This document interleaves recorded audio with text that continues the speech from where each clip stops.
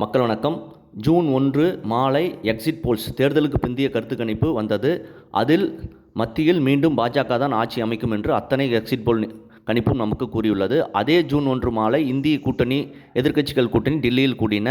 அங்கே பாஜகவுக்கு பெரும்பான்மை கிடைக்காது. அப்படி கிடைக்காவிட்டால் நம்மளுடைய அணியிலிருந்து யாரும் அங்கே தாவக்கூடாது என்று ஒரு முடிவெடுத்ததாக கூறியிருக்கிறார்கள்.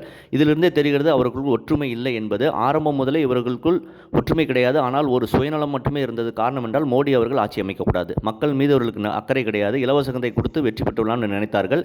இந்திய கூட்டணி மற்றும் காங்கிரசின் திட்டத்தை மோடி அவர்கள் மக்களிடம் தெளிவாக எடுத்து வைத்தார் பிரச்சாரத்தில். ஆகவே மக்களின் ஆதரவு பெருவாரியாக பாஜகவுக்கு இருந்தது. அதுதான் எக்ஸிட் போல்ஸும் காட்டியிருக்கிறது.